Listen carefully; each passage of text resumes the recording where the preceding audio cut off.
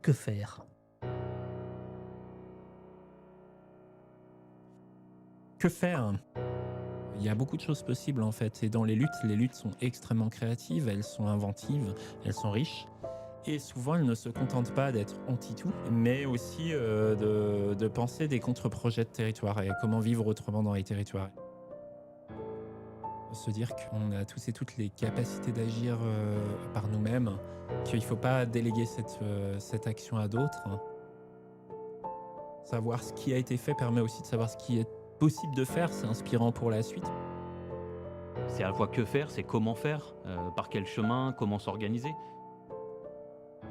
Construire aussi des manières de faire, du commun, de partager, de s'entraider, que là, il y a les possibilités d'une autre société.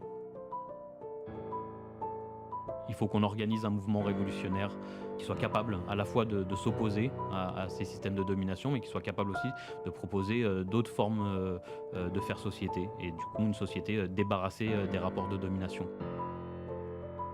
Que faire? C'est pas à moi d'y répondre, on y répond collectivement à chaque fois qu'on résiste, qu'on cherche. Qu'est-ce qu'on peut faire? Déjà s'y intéresser, s'informer. Et après, une fois qu'on aura fait ça, peut-être qu'il sera temps d'interroger la responsabilité collective et la responsabilité de l'État français dans cette situation-là.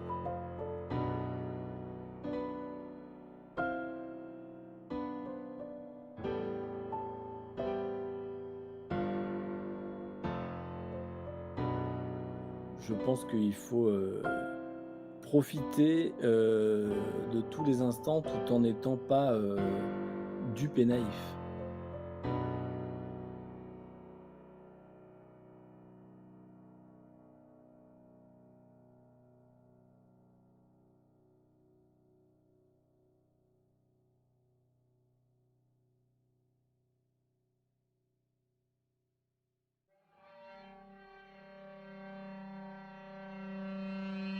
Qu'avons-nous fait au poste?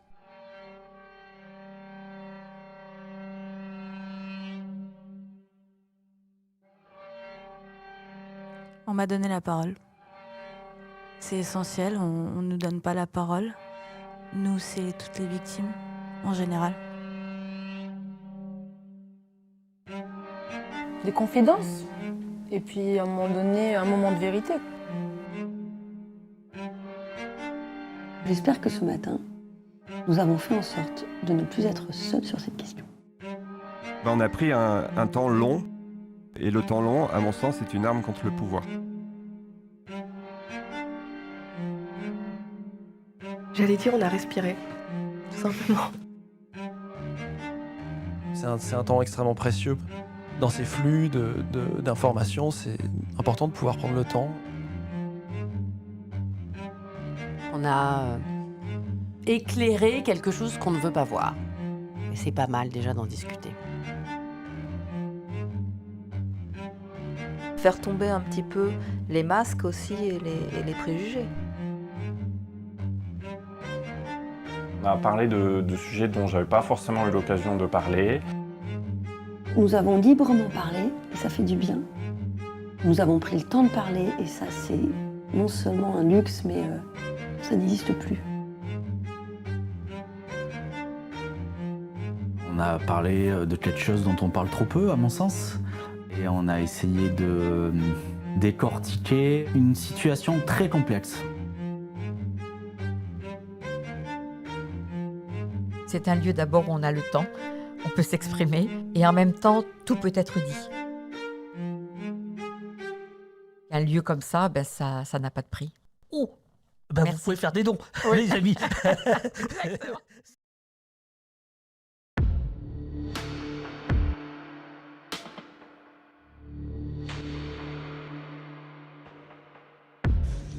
Je demande aux Français qu'ils aient voté ou non pour moi, qu'ils me soutiennent ou non, d'apprécier ce qui vient de se passer.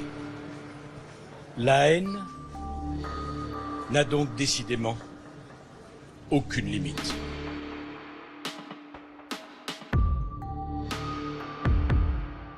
Et s'ils veulent absolument que je dorme en prison, je dormirai en prison. mais la tête haute.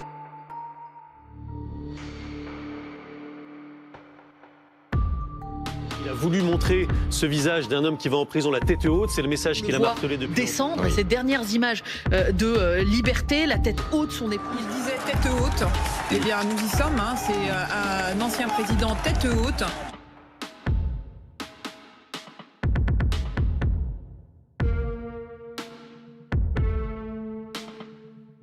Le soupçon recouvre de son ombre cette décision de justice, soupçon d'une vengeance politique des juges. Ce qui est en train de vivre Nicolas Sarkozy, c'est une cabale judiciaire. La volonté de vengeance, pardonnez-moi, mais elle est affichée. On sent bien que les juges l'auraient envoyé à l'île du diable s'ils avaient pu rouvrir Cayenne. On est dans un moment où on est avec des magistrats qui voulaient utiliser la bombe atomique. Nicolas Sarkozy est-il un détenu qui dérange ? Ce qui gêne, c'est que Nicolas Sarkozy bouge encore. Et vous voudriez non seulement sa condamnation pénale, mais vous voudriez aussi sa mort civile.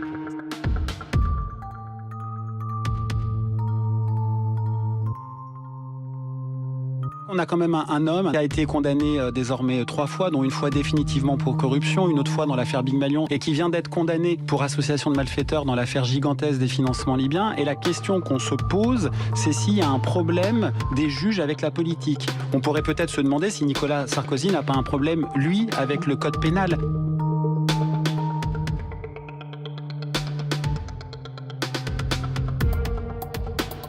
Il va être incarcéré pour des faits qui ne sont pas avérés. Rien n'a été prouvé dans le procès. On va condamner Nicolas Sarkozy sur la base, personne ne l'a encore dit ici, d'un faux. On vient de démontrer que l'article de départ de Mediapart était faux et on le condamne à 5 ans alors qu'on a des jeunes qui tabassent un policier qui sont relâchés.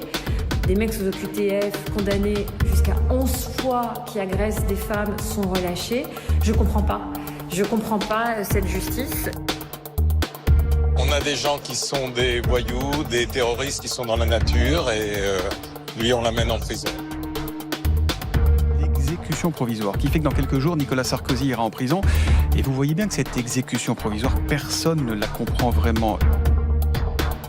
De quoi on parle? On va mettre quelqu'un qui est présumé innocent en prison. Non, mais ça, nous l'avons dit, vous avez raison. C'est quand même essentiel. Mais c'est la loi. Il y a des milliers de gens qui sont présumés innocents et qui dorment en prison.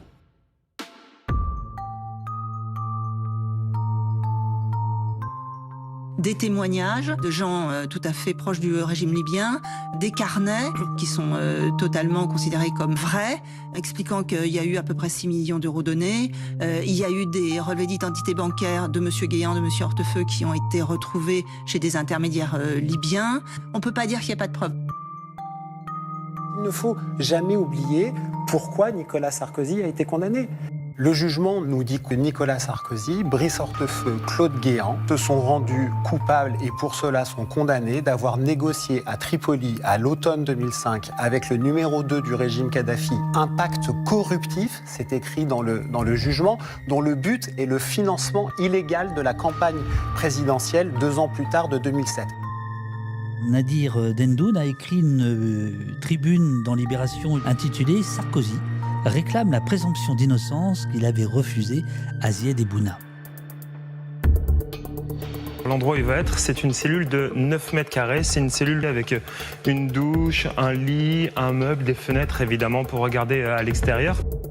Sur le plan humain, c'est terrifiant. Une cellule de 10 mètres carrés, seule, 22 heures sur 24, avec 1 heure de promenade par jour. Promenade d'1 heure par jour seulement quand on a vécu en tant que Français les nombreux joggings de Nicolas Sarkozy. C'est vraiment un homme, c'est un homme privé de liberté aujourd'hui. Nicolas Sarkozy, sans doute, va-t-il se mettre à cuisiner parce que vous savez qu'en prison, on vous fournit des repas, mais on sait que c'est souvent des repas assez mauvais. Et il va rentrer en prison et il va devoir, dès son arrivée, il va être fouillé et il va devoir se mettre nu devant un surveillant. Et je vous dis que tout est possible dans une prison. Vous pensez que Nicolas Sarkozy est en danger? Oui. En danger de mort? Oui, je le pense vraiment. J'irai le voir d'ailleurs en prison. Comme garde des Sceaux, j'irai m'inquiéter. Vous irez voir Nicolas Sarkozy en prison? Je m'inquiéterai de ses conditions de sécurité. On est en train, via le Nicolas Sarkozy, de faire découvrir à la France entière ce qu'est le quotidien d'un établissement pénitentiaire. Eux sont au moins un par cellule, et c'est pas le cas dans toutes les autres prisons de France, où je rappelle qu'il y a près de 85 000 détenus, que 50 000 détenus vivent dans des prisons occupées à plus de 150%. Il y a 83 600 détenus, il y a 62 500 places opérationnelles. Moi, j'entre dans des cellules où il y a des matelas par terre, il y a des endroits où il n'y a même plus les mètres carrés pour mettre le matelas par terre. Personne ne peut se réjouir que quelqu'un aille en prison, qu'il soit ancien président ou pas. Mais qu'on ait besoin que l'ancien président aille en prison pour s'inquiéter des conditions carcérales, de la qualité de la nourriture qu'on sert à la cantine, comme je l'ai pu entendre.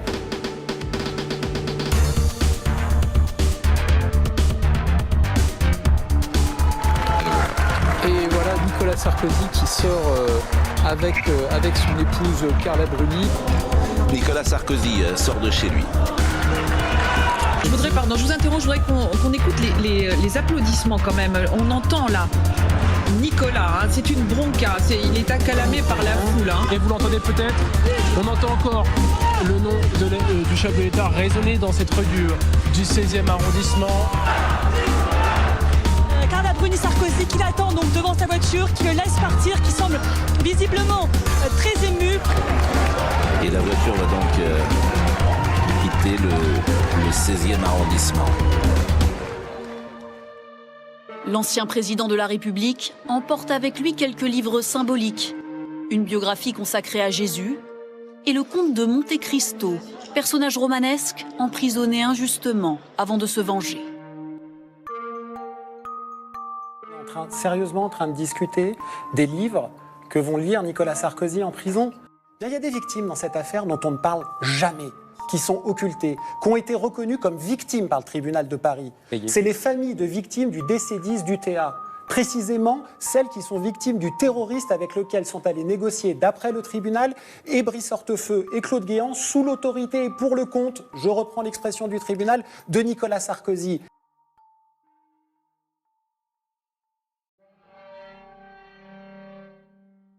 Qu'avons-nous fait au poste? Elle est bien ta question. C'est à toi de me le dire.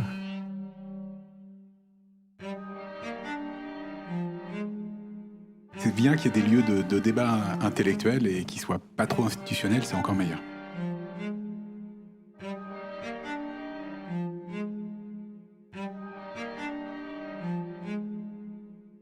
On a parlé du monde, de ce qu'on peut faire, de ce qu'on a, de ce qu'on peut devenir.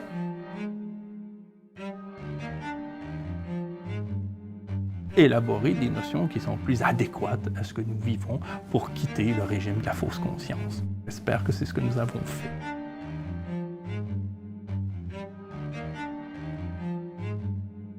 On a essayé d'expliquer, on a essayé d'analyser, de gratter quelque chose, de faire que les gens comprennent un petit peu plus ce qui se passe en ce moment. Nous avons examiné des possibles. On a confronté des opinions d'une manière démocratique. On a essayé de pointer une plus grande vigilance sur le langage. Parler de militantisme, c'est être parlé par tout ce qui nous précède. Nous avons essayé de décoder le monde et j'espère qu'on a pu apporter un peu de sens.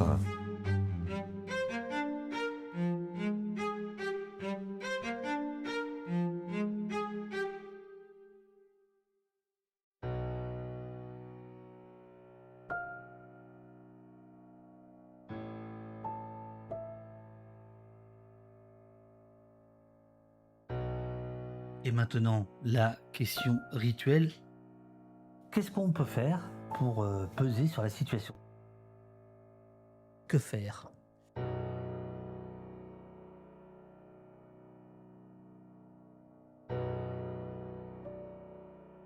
Faites de la politique, mais pas pour les postures. en essayant de déchiffrer nos besoins à tous, nos besoins collectifs, pas pour sa chapelle. Je pense qu'on a besoin de faire de la politique pour les autres.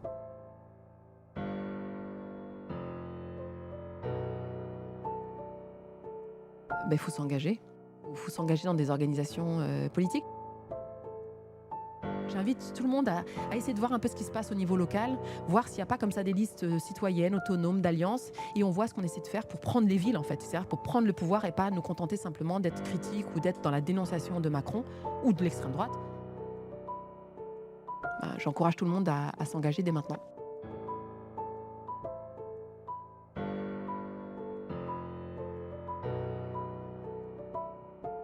Ne pas se laisser intimider, ne pas céder justement à l'injonction de penser qu'on ne peut plus rien faire. Se rappeler qu'on est majoritaire et peut-être qu'on ne se félicite pas assez de l'être, qu'on ne se rassemble pas assez.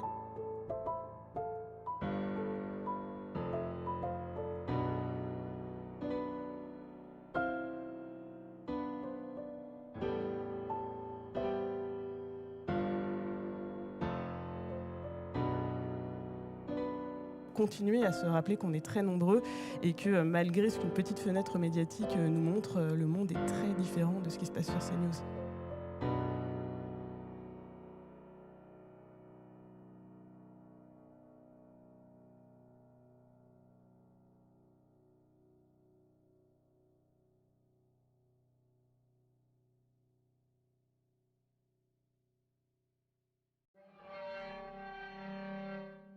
Qu'avons-nous fait au poste ?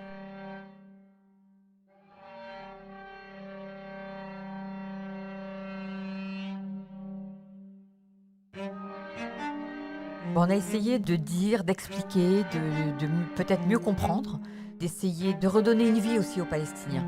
Parce qu'il y a une volonté, maintenant depuis des années, d'invisibiliser les Palestiniens. Montrer une autre vision du monde. On a une autre vision du monde et d'autres visions du monde existent que celle qui nous est servie dans les médias dominants ici.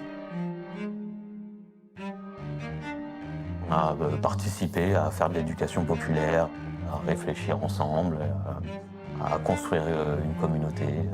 On a participé à résister. On a tenté de construire une vie meilleure pour tous et une meilleure société, je pense. Essayer de parfois réfléchir autrement, parfois même de réfléchir contre soi-même, c'est pas toujours simple.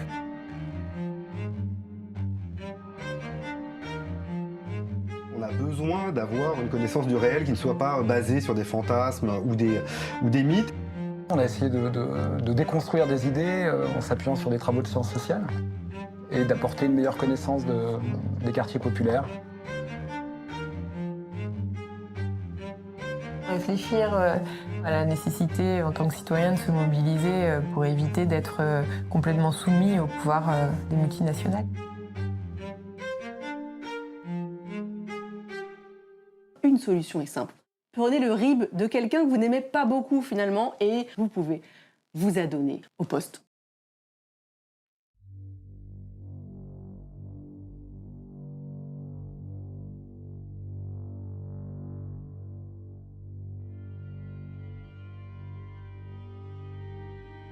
Comment est-ce que nous nous serions comportés si, comme du jour au lendemain, le 10 mai 1940, l'armée allemande débarque ? Pourquoi je pose cette question ? Parce que je pense que c'est une question à laquelle nous sommes peut-être susceptibles de devoir répondre dans la situation géopolitique que nous connaissons aujourd'hui. J'ai très très peur et j'ai ce sentiment que les années 30 ressemblent terriblement à nos années aujourd'hui. Sur le plan humain, c'était pas si simple. Vous savez, pendant que je traitais le dossier du Qatar, on est quand même rentré dans mon appartement.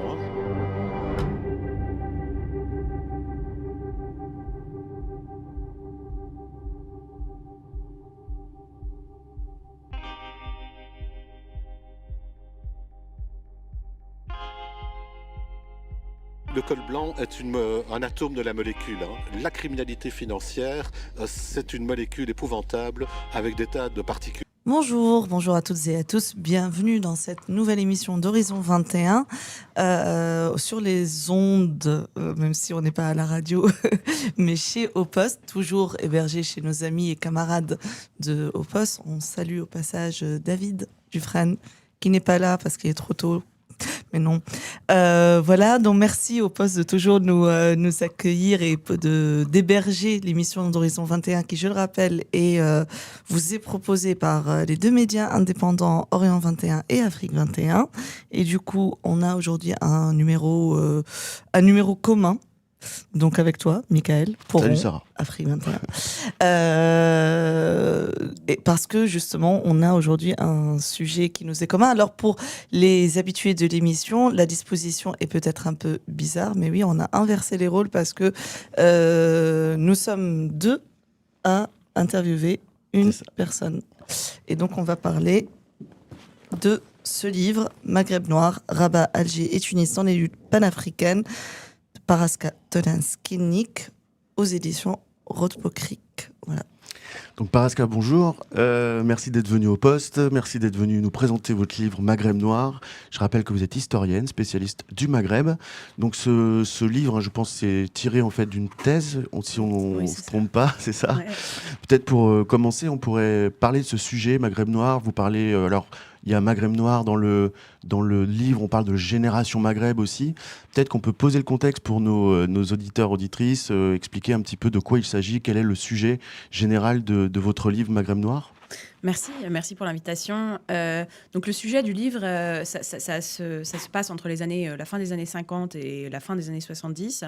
Et c'est de faire la raison pour laquelle il s'appelle Maghreb noir, c'est en réponse à toutes les histoires qu'on fait autour de Paris noir ou Londres noir ou New York noir. Vous avez peut-être vu l'exposition au Pompidou Paris noir. Et c'est pour situer en fait sur le continent africain des noyaux du panafricanisme. Donc je parle de 3 villes, Rabat, Alger et Tunis, qui deviennent entre donc, la fin des années 50 et la fin des années 70 des pôles panafricains. Alors, en partie parce que les gouvernements maghrébins invitent des militants panafricains à venir s'installer, mais aussi parce que ces militants panafricains font leur vie et ont des conversations avec des militants maghrébins et voilà et font et éditent des journaux, font des émissions radio, etc. Et d'ailleurs, le tout début, finalement, on part d'abord à Lisbonne. On commence à Lisbonne, on passe par Paris. Sarah va poser une question après là-dessus, avant d'arriver réellement sur le continent africain, parce qu'on suit. Il y a une espèce de fil rouge avec notamment des révolutionnaires lusophones, luso-africains, dont des poètes comme Mario Pinto de Andrade, etc. Donc, on va aller un peu plus dans le détail tout à l'heure. Oui, alors déjà, David, je sais que tu es là. Je disais que David Dufresne n'était pas là parce qu'il n'était pas là en studio, mais évidemment qu'il est là. Salut, camarade. Pour PF partout, oui, les éditions Rothpo-Crick, effectivement, très jolie édition. On recommande. Et très pratique en plus parce que c'est vraiment de poche, genre littéralement ça se met dans la poche. C'est très pratique pour lire ça dans les transports. Et sinon oui, donc pour revenir au sujet du livre, et pour rester justement sur le titre Maghreb noir, on pose souvent une équivalence entre Maghreb, Afrique du Nord. Enfin, on les pose comme deux synonymes. Et justement, pourquoi, par exemple, ne pas avoir choisi de ne pas inclure l'Égypte, qui était aussi à la même époque, qui avait une vraie politique panafricaine sous Nasser, qui considérait l'Afrique comme le 3e cercle de la révolution, etc. Et qui a, enfin voilà, on se souvient, enfin on n'était pas là, mais voilà du fameux discours de Nasser à l'Assemblée générale de l'ONU en 60, où en fait quasiment tout le discours porte sur l'Algérie et le Congo, les liens avec Lumumba, etc. Donc, pourquoi ce choix justement des 3 pays ? Oui, c'est une bonne question. Parce qu'il y avait en fait déjà des gens qui travaillaient sur l'Égypte, qui en avaient fait... alors, il est dans les notes, un livre de Alex, je ne me rappelle plus son nom de famille, mis sur voilà, l'Égypte, le Caire comme capitale panafricaine. Donc il y a déjà du travail. Et il me semblait que c'était un peu des réseaux différents, qu'il y avait beaucoup d'Afro-Américains en Égypte. À partir des années 50, beaucoup de touristes même Afro-Américains qui viennent en Égypte, en partie en réaction au livre de Cheikh Anta Diop sur les racines africaines de l'Égypte, etc. Donc il y a un espèce de retour aux sources pour beaucoup de gens, et l'Égypte comme source de la noirceur, voilà. Et puis aussi un réseau plus religieux. Les gens sur lesquels je travaille sont vraiment pas du tout religieux pour la plupart. Oui, on est plutôt chez la gauche. Oui, plutôt vraiment gauche communiste, quoi. Mais par contre, le Caire fait venir des gens, par exemple Malcolm X, alors qui passe aussi à Alger évidemment, mais lui est vraiment, il est vraiment très tombe très amoureux de l'Égypte. Donc, et puis aussi, je pense que l'Égypte a un peu moins de mal à se situer comme importante capitale du Moyen-Orient. Alors le Maghreb se retrouve un peu entre deux chaises, quoi. C'est-à-dire entre les dirigeants maghrébins, donc Maroc, Algérie et Tunisie, savent pas trop où se placer par rapport au Levant, enfin au Machrek, et n'ont pas trop on ne les écoute pas autant. Par exemple, une des personnes un de ces cas, c'est Bourguiba, donc il va en Palestine faire un discours. Il me semble que c'est à Jéricho en 65. Ouais, en 65. Le discours de voilà. 65. Et il dit en gros, il faut quand même peut-être être plus sympa avec l'Israël. Faudrait peut-être que. Il dit pas que il dit plutôt qu'il faut, il fait un parallèle avec les Tunisiens en incitant les Palestiniens et les Arabes à accepter à faire une politique d'étape. Voilà. Et donc de demander l'indépendance de la Palestine, mais par étapes. En fait, il fait un parallèle qui n'est effectivement pas très heureux entre la situation tunisienne et palestinienne. Voilà. Et du coup, il s'attire un peu la colère des peuples arabes. Et c'est peu de temps après qu'il va du coup en Afrique. J'ai l'impression, moi, que c'est une façon de projeter du pouvoir autre part, quoi. Il se dit, bon, ça n'a pas trop marché au Moyen-Orient, hop, je me rabats sur l'Afrique. Et après, il fait une tournée en Afrique de l'Ouest où il rencontre Léopold Sédar Senghor, etc. Et là, et c'est peu de temps après ça qu'il fonde les journées cinématographiques de Carthage, qui fait l'objet du 5e chapitre du livre. Voilà. Donc, je pense que l'Égypte, en fait, avait pas autant était plus au centre du Moyen-Orient, et que le Maghreb avait quelque chose à chercher, un endroit pour projeter son pouvoir, quoi. Alors justement, il y a une partie qui est quand même, je pense, dans le livre, en tout cas en général, qui est la partie la moins connue, à mon avis, de ces luttes panafricaines ancrée au Maghreb, qui est la partie marocaine en fait. Et d'ailleurs, elle commence dès Paris, cette partie marocaine. Et là, je pense que ça mérite peut-être une explication. Pourquoi ces révolutionnaires, notamment lusophones, se retrouvent dans la maison des Marocains à Paris? Quel est le lien? Pourquoi ils vont dans cette maison? Quel est le rôle de cette maison des Marocains à Paris finalement? Je pense que c'est tout simplement parce qu'il y avait de la place, il y avait une chambre pour dormir. Enfin, des fois, c'est oui, vraiment... c'est juste c'est une question pratique. Ouais. Okay. Et du coup, donc c'est Marcelino dos Santos qui s'y retrouve d'abord, et Mario Pinto de Andrade s'installe dans la chambre de Marcelino dos Santos, en gros, il s'installe sur un matelas par terre. Il n'y avait pas vraiment de place. C'était des gens qui avaient c'était des étudiants qui avaient peu de moyens, donc ils prenaient une place pour dormir où ils pouvaient, quoi. Et c'est pour des raisons un peu pratiques, qui du coup, il se lie du coup d'amitié avec des militants marocains de l'Istiqlal, et c'est grâce à cette amitié qu'ils se font inviter au Maroc après l'indépendance du Maroc. Il y a donc une des thèses en fait que vous développez dans votre thèse et dans le livre, c'est l'idée qu'il y a un panafricanisme qui se construit à la fois donc contre l'impérialisme occidental, et qui a aussi une relation donc assez dialectique en fait avec les pouvoirs en place, les États postcoloniaux. C'est très intéressant parce que justement ils ne sont pas frontalement opposés aux États postcoloniaux, mais qui en fait cherchent à instrumentaliser ou utiliser en fait pour leur propre rayonnement ces luttes panafricaines. Et finalement, ça leur échappe, ça les dépasse en fait, ce qui est une dimension qu'on retrouve un peu partout et qui est très intéressante en fait dans le livre. Oui, je pense qu'ils s'utilisent l'un et l'autre. L'État utilise les artistes comme voilà, ils utilisent la lutte panafricaine, voilà, pour accroître leur rayonnement, mais aussi les artistes utilisent les manifestations qu'organisent les États et l'argent que mettent les États, enfin, pendant ces manifestations, pour du coup se rencontrer et avoir des conversations qui sont tout autres que celles que les États auraient voulu nécessairement. Donc c'est un peu et en fait, beaucoup des militants dont je parle font l'aller-retour entre parfois faire partie du gouvernement, parfois être frontalement opposés au gouvernement. À certaines parties de leur vie, ils sont plutôt dans des bonnes relations avec les gouvernements postcoloniaux, puis d'autres moments, plus du tout. Donc, c'est vraiment des allers-retours. Ouais. Entre tous ces artistes militants, notamment, donc on parlait du Maroc, et vous parliez justement un coup dedans, un coup en dehors. Il y a quand même une fracture au Maroc à un moment donné, qui est quand même la mort de Mohamed V et l'arrivée au pouvoir de Hassan II. Et là, du coup, il y a quand même une fracture par rapport à l'idéal panafricaniste. Est-ce qu'on peut revenir un peu là-dessus? Quelle était un petit peu la position de Mohamed V et quelle était la différence avec Hassan II? Mohamed V faisait partie du groupe de Casablanca, qui était un groupe beaucoup plus radical, de gauche.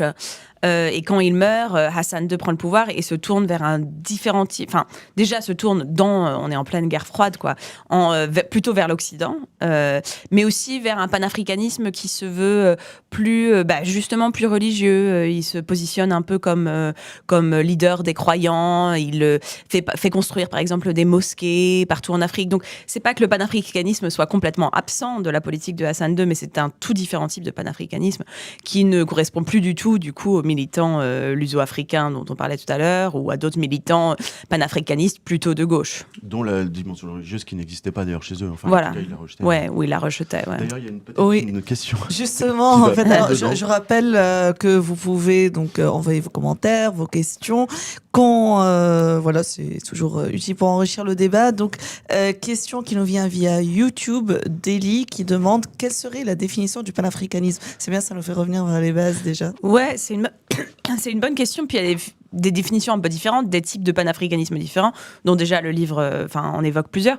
Mais à la base, le panafricanisme, c'est l'idée d'unité africaine. Donc, c'est quelque chose qui, en fait, est quand même créé par le départ forcé d'un nombre d'Africains du continent africain vers la diaspora, vers les Amériques. C'est quelque chose une philosophie qui commence surtout dans les Caraïbes et en Amérique du Nord par des descendants, par des esclaves, des descendants d'esclaves qui imaginent l'Afrique comme un endroit où retourner et aussi donc parfois divorcés d'une réalité africaine, puisqu'en fait, c'est des gens qui n'ont parfois pas du tout passé de temps en Afrique, donc qui ont une vision plus globale de l'Afrique, moins spécifique à certaines régions ou certains pays, etc. Et donc, alors certains chercheurs qui travaillent sur le panafricanisme situent la montée du panafricanisme ou le départ du la naissance du panafricanisme au 19e. C'est sûr que y a un certain nombre de congrès panafricains organisés en partie par spécifiquement par des Noirs américains à partir de 1900 à Londres, à New York, à Paris. Et on parle du panafricanisme beaucoup dans la lutte anticoloniale. Des parents panafricains, ça serait par exemple Léopold Sédar Senghor, Aimé Césaire, mais aussi Blyden, Marcus Garvey, qui lui est un Américain qui prenait le retour à l'Afrique même des Noirs américains.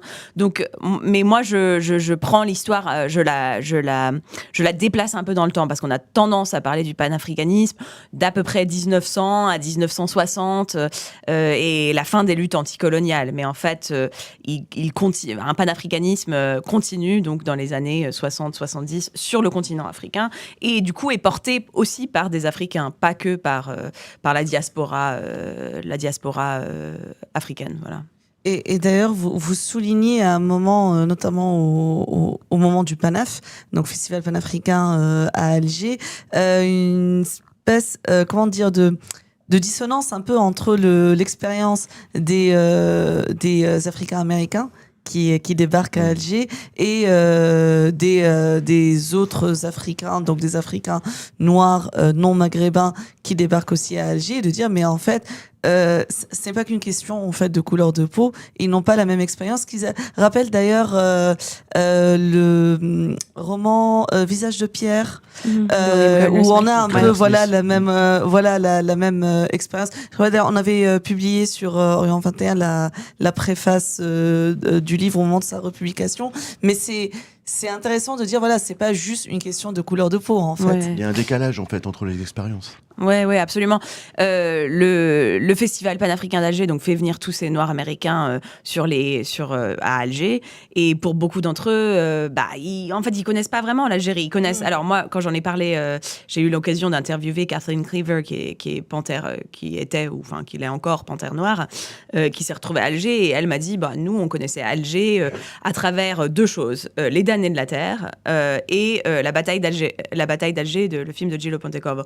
Du coup, quand on arrivait à Alger, en gros, on reconnaissait les coins de rue du film et tout, voilà, la Casbah, mais on n'avait aucune idée de ce que c'était l'Algérie, on n'y connaissait rien, elle parlait un petit peu français, pas du tout arabe, enfin bref, donc ils sont arrivés un peu, comme diraient certains, comme un cheveu dans la soupe, où ils s'y connaissaient pas vraiment en fait, et ça m'intéresse vraiment de voir comment les questions raciales voyagent d'un endroit à un autre, parce que c'est vrai que l'identité noire américaine ne veut plus du tout dire la même chose quand elle est déplacée, soit qu'elle soit en France, qu'elle soit au Maghreb, aux États-Unis, on vit quand même dans une certaine binarité parce que je dis on parce que j'habite aux États-Unis, dans une certaine binarité raciale qui comprend mal ce qui se passe en France et ce qui se passe au Maghreb. Donc la préface de William Gardner Smith dont vous parliez, c'est justement un Noir américain qui arrive à Paris et qui a une conversation avec un Algérien où l'Algérien lui dit nous on est les Noirs de France, et il comprend en fait. Là il comprend qu'il y a une différente dynamique raciale en France qu'il n'y a aux États-Unis. Voilà. D'ailleurs, tu évoques assez rapidement, mais un couple fameux qui est Myriam Makeba et Stokely Carmichael, qui étaient les Black Panthers, dont Ruth Bocrick a fait un livre également sur cette histoire de ce couple, où eux d'ailleurs décident, en tout cas Carmichael, parce que Makeba est sud-africaine, mais de s'installer justement en Afrique dans les années 60, dans la Guinée de Sékou Touré. On les croise d'ailleurs à Alger lors du Panaf, etc. Et donc il y a peut-être, lui aussi apprend finalement ce décalage avec le temps quand il arrive avec ses idées reçues. C'est vraiment au bout de quelques années qu'il se considère africain. D'ailleurs, il est mort en Guinée. Mais par contre, les autres Black Panthers, c'est plutôt une déception, en fait. Ils repartent déçus de leur expérience en Afrique, et pas qu'en Algérie, d'ailleurs, aussi au Congo, je crois. À un moment donné, ils vont. Pourquoi cette déception, et quelles sont les conséquences, finalement, après, sur les Black Panthers? On n'en parle pas, finalement. On les quitte quand ils quittent Alger, mais... Ouais. La déception, je pense, un choc culturel d'un certain côté. Donc, comme je disais, Kathleen et Eldridge Cleaver, donc ils arrivent en 69, vraiment quelques jours seulement avant le festival d'Alger. Ils sont invités au festival d'Alger dans la foulée un peu. Et après font venir d'autres panthères noires à Alger, dont Emory Douglas, qui a fait beaucoup des posters en fait qu'on connaît des panthères noires du journal, les panthères noires, enfin c'est des comment ça s'appelle, des imprimés, enfin des prints, des affiches. Ouais, des affiches, mais des linogravures, je pense surtout. Voilà, qui étaient les affiches des très belles d'ailleurs. Qu'on voit beaucoup au Panaf, ou qui sont distribuées à beaucoup de personnes au Panaf. Enfin, il y a des très belles photos de cette exposition de Emory Douglas. Mais et ils font venir d'autres panthères noires, d'autres membres du groupe. Mais en fait, c'est vrai que leurs relations avec les Algérois et les Algériens sont compliquées. Ils sont surveillés par la police algérienne parce qu'ils sont surveillés par les États-Unis. Il y a des membres du CIA et tout qui sont là pour les guetter, en fait. Eux détournent un certain nombre d'avions. Et puis au bout d'un moment, les autorités algériennes en ont un peu marre de s'occuper, de négocier le retour des otages, des avions, etc., de négocier des amants, enfin des rançons et des choses comme ça. Je pense, enfin d'après, alors il faudrait voir le livre de Hélène Mortefi, qui a un mémoire, une américaine qui était l'interprète des Panthères Noires à Alger. Donc elle parle aussi d'un usage de la drogue assez important, qui va contre la culture locale, d'une ouverture ou un enthousiasme sexuel qui est aussi pas tout à fait pour être gentil. Ouais, pour être gentil, un enthousiasme. Oui, et enfin des relations avec des femmes algériennes. Et une vision et une perception, ça occupe d'ailleurs une petite place dans le livre, du corps des femmes, voilà, qui est très problématique, raciste même. Ouais, alors moi je me parle moins des Panthères Noires justement, mais un peu plus de personnes comme Ted Jones, dont on parle un peu moins, mais on en reviendra peut-être plus tard. Mais donc tout ça fait que il y a quand même un choc culturel. Il quitte Alger donc en 73 et se retrouve à Paris. Alors Kathleen Cleaver et Eldridge Cleaver passent un peu de temps à Paris et retournent aux États-Unis où ils divorcent. Et Eldridge Cleaver devient mormon, vote pour Reagan et commence une marque de pantalons, sa propre marque de pantalons. Alors, il faut vraiment voir les photos, c'est assez drôle, où le pénis est mis en évidence. Donc vraiment une espèce de troisième jambe que pour le pénis. Et parce qu'il dit qu'un pantalon normal démasculinise, un pantalon que l'on porte tous, démasculinise les hommes parce que le force à ranger son pénis dans une jambe et qu'il faudrait qu'il puisse le mettre en évidence. Voilà. Je ne pense pas que la marque de pantalon ait très bien marché, honnêtement. Mais il y a quelques photos en ligne qui sont très drôles d'Eldridge qui fait... Et donc une certaine arrogance finalement américaine, toute américaine, c'est ça que vous soulignez dans le livre, c'est qu'en fait ils arrivent avec une culture américaine. Ils arrivent avec une culture... qui se heurte finalement. Et ils arrivent et en fait on voit la même expérience chez les Afro-Américains qui se retrouvent à Paris. On est quand même à une période où on vit pas tout à fait de la même manière, même à Paris, que aux États-Unis, c'est-à-dire que l'accès à des toilettes propres, à de l'eau courante, etc., à des ascenseurs, est pas évidente. Et donc même quand ils se retrouvent à Paris, certains de ces Noirs américains se disent là il faut monter 6 étages. Enfin, on peut presque voir où on est dans des chambres d'hôtel un peu minables. Et là ils ont la même expérience en arrivant à Alger. Finalement, c'est quand même des gens du premier monde qui se retrouvent dans un monde où il n'y a pas la même facilité de vie et ouais, donc ont une certaine arrogance. Pour revenir du côté des Africains, et puisque le livre s'appelle Maghreb Noir, il y a donc la relation entre les intellectuels, les artistes maghrébins et ceux du reste du continent. La question des Maghrébins noirs, en fait, où est-ce qu'elle se situe? Est-ce qu'elle est abordée justement? Parce qu'il y a beaucoup de considérations dans les échanges qu'il y a entre les artistes, les intellectuels marocains, algériens, tunisiens et notamment le groupe des Luso-africains, Andrade, etc. Mais est-ce que justement, parlant de la question des enjeux raciaux, est-ce que la question, le statut des Noirs maghrébins est abordé en fait dans ces échanges? Il me semble que non. Alors, faudrait continuer à creuser, mais j'ai pas l'impression. C'est un des trucs que je regrette dans le livre. C'est vrai que le livre, et c'est pour ça que j'aime beaucoup cette version française qui a un titre, je pense, qui est plus clair, que ce n'est pas un livre sur les Noirs maghrébins, parce que Maghreb Noir pourrait le faire croire. Maghreb Noir, j'ai pensé Maghreb Noir parce que réponse à Paris Noir, Londres Noir, mais c'est vrai qu'on pourrait penser que c'est un livre sur les Noirs maghrébins. Ça ne l'est pas. Il y a beaucoup de chercheurs qui travaillent, par exemple, en particulier sur la Tunisie, les Noirs tunisiens, etc.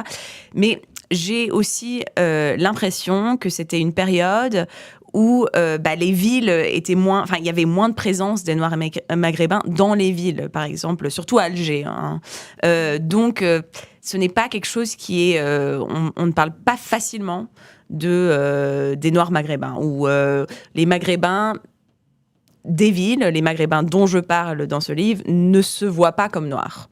Est-ce qu'il y a, par exemple, une idée de une sorte d'union pour un certain modèle tiers-mondiste, anti-impérialiste, et donc plutôt se penser en unité contre l'impérialisme occidental? Oui, absolument. Donc une unité avec les Africains, avec tout le monde postcolonial, c'est ça? Oui. Oui, absolument, oui. De l'impérialisme colonial, ouais. Il y a une question de Chang qui demande est-ce que le virage marocain d'Hassan II plus occidentalo-centré est une manière pour ce dernier de se positionner en hégémonie au Maghreb face à son voisin de l'Est qui est plus socialisante? Oui, c'est une bonne question. Les dirigeants maghrébins se regardent et beaucoup de leur politique est déterminée par la politique de leurs voisins. Donc absolument, je pense que Hassan II du coup prend un virage pour le Maroc en voyant donc Hassan II arrive au pouvoir en 61, donc l'Algérie devient indépendante l'année d'après. Donc c'est vraiment une réponse. L'Algérie prend sa place comme leader panafricain et Hassan II essaye de voir où le Maroc peut se positionner par rapport à ça. Et en particulier, veut avoir une différente relation avec la France. Finalement, se place dans une relation plus amicale avec la France. Voilà. Non, vas-y, si tu voulais poser une question. Non, j'allais partir sur le Panaf et Jean Sénac pour savoir le choix en fait d'avoir un peu resté sur Jean Sénac. T'as peut-être une autre question avant. Vas-y, je la poserai. On a parlé pas mal, enfin on a évoqué le Panaf. Peut-être serait bien de revenir un petit peu sur ce festival, déjà de rappeler quel était l'objet de ce festival, qui y avait, quel était le programme. Vous en parlez un petit peu tu en parles un peu dans ton livre. Et puis à un moment donné, tu restes un petit peu plus longtemps sur un poète en particulier, Jean Sénac. J'aimerais bien qu'on en parle et pourquoi Jean Sénac qui était un pied noir. Et j'aimerais savoir pourquoi aussi tu t'es un peu attardé sur lui. D'accord. Le Panaf, donc c'est un festival qui est organisé en 69 en partie par le gouvernement algérien et par l'Organisation d'unité africaine. C'est un festival qui en fait est un festival parmi nombreux festivals panafricains en Afrique entre 66 et les années 80 et peut-être même encore. Il y a on parle de trois grands festivals panafricains en particulier juste dans les années post-indépendance, celui de 1966 à Dakar, le premier festival mondial des arts nègres, puis celui de 1969 à Alger, puis celui de Lagos en 1977. Il me semble, c'est ça ? 77, oui. Le festival d'Alger est en partie organisé en réponse à celui de Dakar. Qui a été d'ailleurs qui était critiqué par certains des personnages qu'on croise dans le Maghreb noir. Donc c'est un festival, celui de Dakar est organisé par Léopold Sédar Senghor, donc le premier président sénégalais, et il invite, la France est un peu un invité d'honneur, Malraux est là, il y a de l'argent français, toutes sortes de dignitaires français qui viennent, et alors le Maroc, l'Algérie, le Maroc et la Tunisie sont là, mais les artistes marocains et tunisiens ne peuvent pas participer, par exemple, à l'exposition d'art contemporain, parce que ils ne font pas partie du projet de la négritude. Et Senghor fait bien cette différence entre arabité et négritude. Et le festival d'Alger est organisé un peu en réponse à cela. Parce que là, pour le coup, à Alger, toute l'Afrique est invitée. Et c'est vraiment l'union de l'arabité et de la négritude. Voilà. Et puis c'est un festival beaucoup plus militant où la France n'est plus invitée d'honneur, où il reste évidemment bien sûr une présence française, en particulier beaucoup des œuvres d'art qui sont montrées pendant le festival doivent être demandées par les musées, par les gouvernements africains. On doit leur parce qu'elle réside en France. Donc, je trouve, dans les archives, j'ai trouvé beaucoup de correspondances de dignitaires africains qui demandent à des musées français de prêter, je montre en guillemets parce que voilà, de prêter ces œuvres d'art pendant une certaine période de temps. Et puis, les réponses des Français qui disent « Oh, vous allez bien vous en occuper, vous êtes sûr ?» Oui, ça n'a pas tellement changé. Ça fait les choses n'ont pas changé. Ça fait écho 50 ans plus Les tard. choses n'ont pas changé. Donc, voilà. Alors, pourquoi Jean Sénac ? Parce que en faisant... Donc moi, j'ai commencé ce projet vraiment fascinée par ce festival, parce que c'est un festival qui, honnêtement, est assez sexy. Ça se passe en 69, donc il y a les Panthères Noires, c'est au même moment où on atterrit sur la Lune. Il y a Nina Simone qui chante « Je ne me quitte pas » pour la première fois. C'est vraiment un festival qui... Il y a un film de William Klein qui a des super belles images de ce festival. Il y a Makeba qui chante en arabe. Voilà.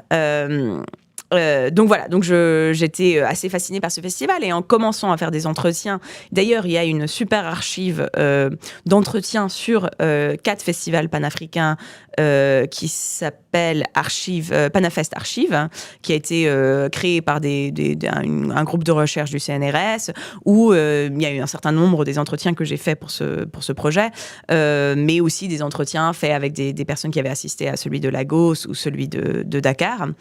Mais c'est en faisant des entretiens pour ce projet que j'ai réalisé que l'histoire du Panaf comme cette grande, d'Alger comme cette grande capitale panafricaine était un petit peu ambiguë, c'est-à-dire que beaucoup de gens qui étaient là en fait ne se sentaient pas très bien accueillis nécessairement à Alger, sentaient que c'était un peu une parade, une farce, voilà. Et quand j'ai fait des entretiens, on m'a aussi beaucoup parlé de Jean Sénac. Alors Jean Sénac, je le connaissais, mais il n'était pas dans les archives du Panaf, les archives officielles du Panaf. Il n'avait pas été invité au symposium, voilà. Et donc je me suis dit, qu'est-ce qu'il faisait à ce festival Sénac ? Et j'ai consulté ses archives quand j'étais à Alger, et j'ai vu qu'en fait, il avait beaucoup participé à ces festivals, mais toujours comme spectateur. Donc j'étais intéressée de voir comment en fait il s'était situé dans ce festival, qui il avait rencontré, etc. Et je me suis rendu compte qu'il avait en fait beaucoup organisé de fêtes, de moments de rencontres entre différents militants panafricains, dont beaucoup des militants sur lesquels j'avais déjà travaillé dans les 2 premiers chapitres. Et c'est pour ça que j'ai décidé de centrer l'histoire autour de lui, plutôt que autour des histoires qu'on connaissait peut-être mieux, comme celle des Panthères Noires et de Myriam Makeba et de Archie Shepp, etc. Mais il y a aussi des artistes, poètes, écrivains algériens qui font partie de l'organisation, enfin je pense notamment à Melek Haddad, qui font Bien quand sûr. même partie de l'organisation officielle du Panaf. C'est-à-dire que c'est pas forcément que entre les les figures étrangères américaines qui arrivent et Jean Sénac, il y a aussi un vrai projet qui est porté par les Algériens aussi. Bien sûr, bien sûr. Je veux dire côté artiste, pas seulement côté autorité. Oui, bien sûr. Malek Haddad, grand organisateur, qui ne s'entend pas du tout bien avec Jean Sénac, et c'est pour ça d'ailleurs que Jean Sénac n'est pas invité à participer. D'ailleurs, ils brisent un peu leurs liens déjà plus tôt au début des années 60. Sénac, c'est quelqu'un qui, de par ses archives, je vois, est assez sensible et se sent souvent aliéné parce qu'il a ce statut de pied noir, qui est resté en Algérie, qu'on le traite de Gaori, qu'il est très sensible par rapport à ça. C'est étranger, étranger, et donc blanc, par extension, français, européen. Voilà, donc assez sensible à son statut en fait. Et en particulier, j'ai trouvé par exemple des lettres où il écrit aux autorités algériennes en disant, parce que lui en fait meurt sans la nationalité algérienne, mais cette nationalité algérienne est donnée à Myriam Makeba pendant une de ses visites à Alger. Et lui est très mécontent de ça, parce que lui habite à Alger. Il a fait partie du FLN à Paris, donc il a fait partie du gouvernement algérien dans les premières années au ministère de l'Éducation. Donc voilà, donc son statut en Algérie est un peu particulier, quoi. Il s'entend pas toujours très bien avec les autorités. Il est assez critique des autorités. On voit dans ses lettres vraiment une critique assez forte, et il n'hésite pas en fait à envoyer des lettres aux autorités. Est-ce que ça s'explique pas, tout simplement? Il est pied noir, on est dans un moment, on est juste après 62, la guerre d'Algérie, ça a été extrêmement violent. Jean Sénac représente finalement la descendance des colons. Ouais. Alors, par exemple, quelqu'un comme Denis Martinez, qui est aussi pied noir, qui est aussi qui est peintre, lui arrive à trouver une place. Je pense que Sénac est aussi homosexuel et donc a aussi une vie intime qui est plus compliquée peut-être pour les autorités algériennes, pour le peuple d'Alger. Enfin voilà, donc ouais. Oui, puis c'est surtout parce qu'il s'est opposé au coup d'État de Boumediene. Voilà. En fait, c'est surtout ça la rupture politique. Et puis il y a d'autres considérations effectivement autour de la nationalité, de concevoir la nationalité algérienne après 62. Une des dimensions qui est intéressante justement à cette époque, c'est que justement on est à l'époque des décolonisations. Donc qui dit décolonisation dit nationalisme, mouvement nationaliste. Donc, on aurait tendance à, on compense légitimement dans un cadre nationaliste, dans le cadre de l'État-nation. Et pourtant, c'est au moment où ces nationalismes anticolonialistes sont les plus forts qu'il y a une vraie dimension internationaliste, en fait. En tout cas, au niveau du continent, mais au-delà, parce qu'on retrouve aussi un aspect, comme dans le Bandung, comme dans la tricontinentale, un aspect plus tiers-mondiste, en fait. Mais une espèce de Bandung des peuples, si on veut. Oui, absolument. Et là, beaucoup de ces militants passent facilement vont facilement du nationalisme à l'internationalisme sans voir nécessairement une césure ou une contradiction, en fait. Des gens comme Amilcar Cabral, on trouve beaucoup de discours où ils parlent facilement de l'anticolonialisme, du nationalisme capverdien, mais aussi ils parlent de la lutte tiers-mondiste contre les empires coloniaux. Donc, c'est pas forcément une contradiction, nationalisme et internationalisme. Ouais. Amilcar Cabral et tous les personnages dont on parle, dont tu parles dans ton livre, vous pouvez aller voir sur Afrique 21 ou Orient 21, où vous allez trouver beaucoup d'archives et beaucoup d'articles sur ces sujets. Dont sur la maison du Maroc, effectivement, et son histoire, dont justement dont je parlais tout à l'heure de donc la préface à visage de pierre, etc. Voilà. Justement, ces militants lusophones, on les perd un peu à un moment donné. Alors j'ai envie alors j'avance un peu, on reviendra sur des passages bien sûr du livre et notamment les questions de masculinisme, de sexisme qui m'ont un peu, ça casse quelques mythes quand même un petit peu, mais surtout ces militants lusophones, rappelons que les indépendances en fait des anciennes colonies portugaises, c'est pas avant 75, donc en fait et après il y a encore des guerres qui se déroulent notamment en Angola, on les perd un peu, mais quel rôle ont joué finalement après les pays du Maghreb jusque là, c'est-à-dire qu'on parle des artistes qui sont accueillis, donc il y a beaucoup d'échanges politiques, des discours, des volontés, mais finalement après, dans la lutte concrète contre le colon portugais notamment, est-ce que Alger joue un rôle important ? Oui, alors, et le Maroc et l'Algérie jouent un rôle important financier. Ils financent des mouvements d'indépendance, à la fois donc donnent de l'argent, mais aussi des armes, mais aussi un rôle de formation. Beaucoup des militants, Amilcar Cabral, Mario de Andrade, etc., Marcelino dos Santos, sont formés dans des camps d'entraînement, notamment un certain nombre le long de la frontière maroccano-algérienne, près de Oujda, et là sont formés par c'est des camps marocains, mais qui sont aussi beaucoup animés par des membres du FLN. Donc, il y a vraiment, et là, une amitié aussi qui se crée entre ces luso-africains et du coup, des membres du FLN, d'où l'invitation après à venir à Alger. Donc, voilà, il y a un entraînement militaire, vraiment, et après, ces gens rejoignent le maquis. Donc, c'est vraiment très concret. Après, il y a aussi toute la question des passeports, des lieux de résidence et tout. C'est des gens qui n'avaient pas forcément... Quand on vient d'Angola...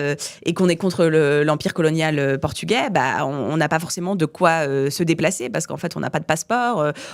Et donc, le Maroc, par exemple, a donné des passeports à Mario Pinto de Andrade. Il avait un passeport marocain pendant assez longtemps, puis des passeports algériens pour certains. Donc, ça permet aux gens de se déplacer, tout simplement, d'un pays à l'autre et de retourner en Afrique. Voilà, avec donc des choses très concrètes, des armes. J'ai retrouvé des lettres. Alors, malheureusement, j'ai pas eu accès à la plupart des archives nationales, mais quand j'étais au Maroc, on m'a dit d'aller voir les archives diplomatiques de Nantes, ce qui est assez drôle parce que en fait, je suis nantaise, donc je suis retournée chez moi pour aller. Et dans les lettres à Nantes, dans les archives diplomatiques, alors c'est évidemment assez intéressant comme type d'archives parce que c'est la France qui surveille ce qui se passe au Maghreb de façon ils sont assez inquiets de ce qui se passe.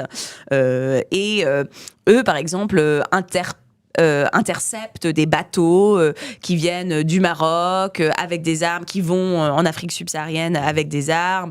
Parfois, alors des fois, il y a des documents assez rigolos avec une liste d'objets qu'il y a sur le bateau, destinés par exemple à des militants dans le maquis.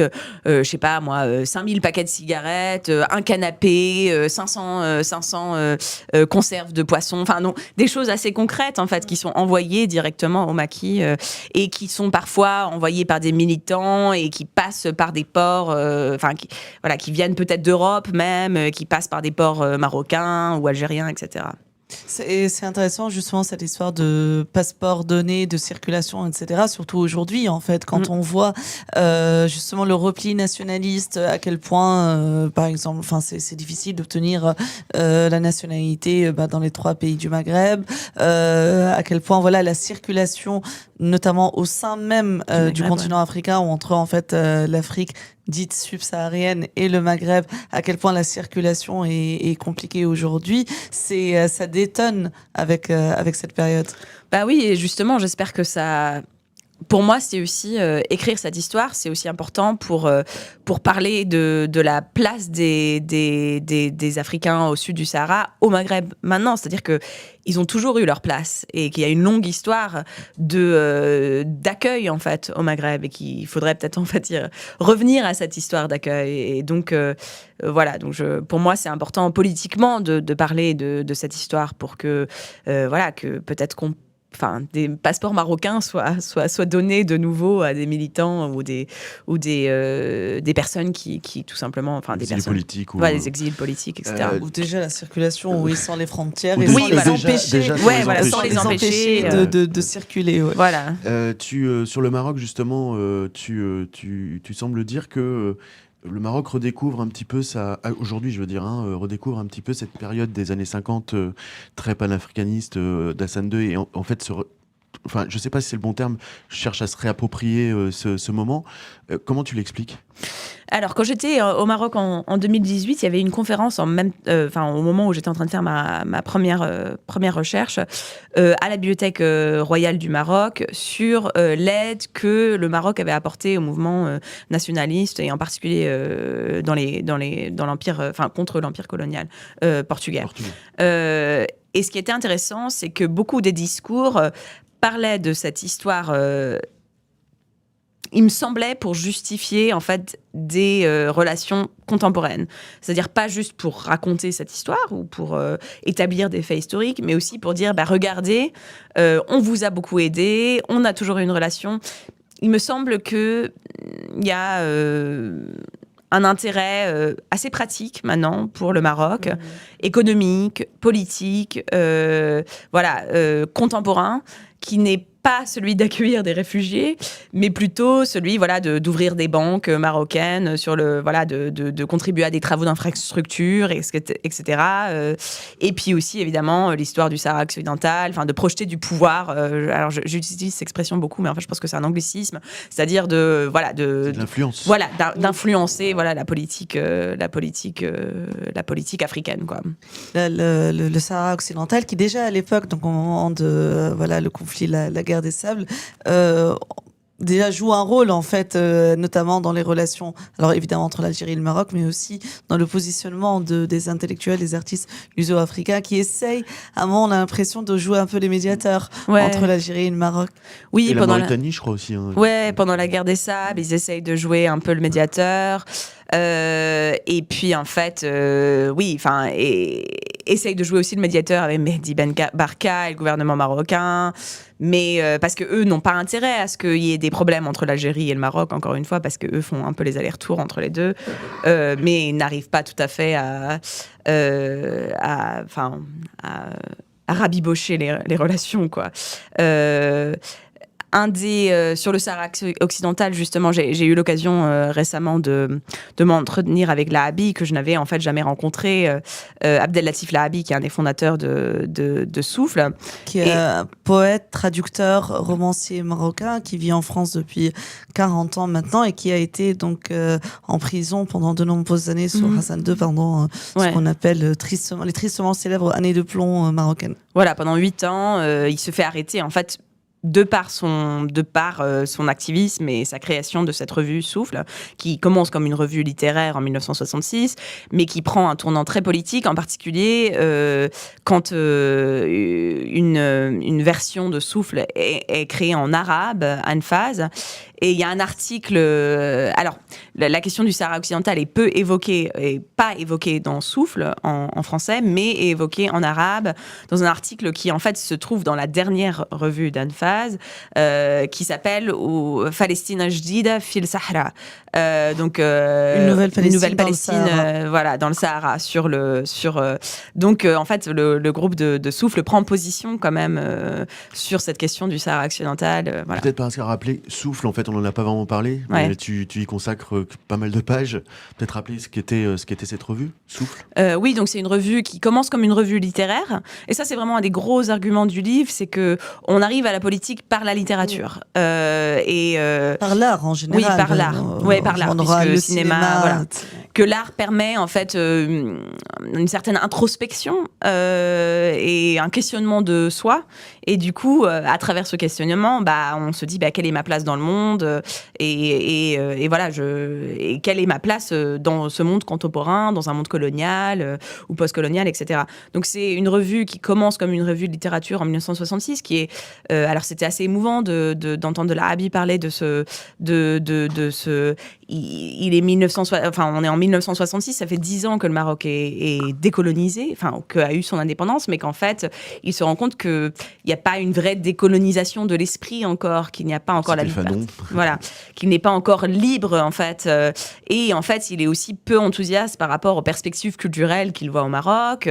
Donc, on est en 1966, Hassan II a pris le pouvoir, il y a une répression assez importante de manifestations en 1965, avec un nombre de morts marocains tués par la police marocaine, etc. Donc il crée cette revue qui commence comme une revue littéraire, qui est une revue en fait qui assez vite dépasse le cadre du Maroc. Alors il me disait, on avait un abonné en Pologne, alors il savait plus trop qui c'était. À un moment donné, apparemment ils avaient gardé toutes les petites fiches d'abonnés, mais ça a été sur maintenant. Et c'est une revue qu'il crée avec un comité éditorial qui rassemble beaucoup d'intellectuels, d'artistes et de militants très connus au Maroc. Hein. Oui, il y a Mohamed Khaireddine, il y a Abraham Serfati, il y a des noms qui sont extrêmement connus le au début, Maroc, donc c'est Khaireddine, Mostafa Nissabouri et Abdellatif Lahabi. Serfati rejoint un petit peu plus tard la revue. Et puis des artistes plasticiens aussi, Mohamed Melehi, qui est un artiste plasticien marocain. Et c'est en fait la rencontre de ces artistes plasticiens et de ces poètes qui crée la revue. Et d'ailleurs, le premier journal, la première édition de la revue a un espèce de soleil noir dessus qui est créé par Mohamed Melehi, le soleil de noir de l'indépendance. Et c'est assez visuellement frappant comme revue. Ça ressemble pas vraiment à d'autres choses qu'on peut trouver dans un kiosque de journaux marocains à l'époque, quoi. On a une question de Supamurgeman. Super pseudo.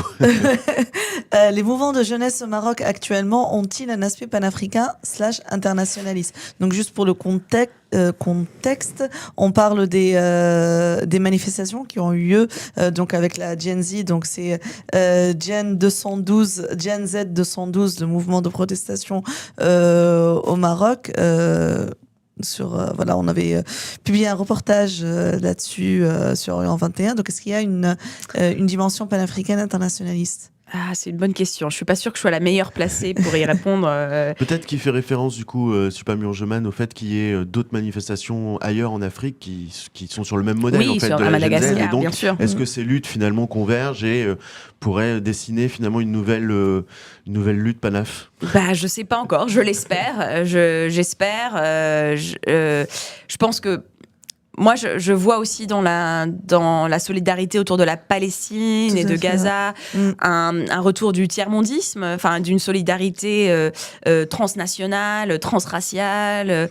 Et donc peut-être aussi là dans les nouvelles générations, dans cette manifestation des générations Gen Z, qui j'ai l'impression c'est un peu essoufflé quand même au Maroc malheureusement, mais bon, c'est trop tôt, je pense pour le voir, je sais pas en fait, c'est difficile pour moi en tant qu'historienne de commenter sur des choses du présent, même si, enfin, j'espère, oui, je l'espère. En tout cas, oui, la dimension palestinienne est effectivement très présente dans les manifs au Maroc, notamment en réaction à la normalisation du pouvoir marocain.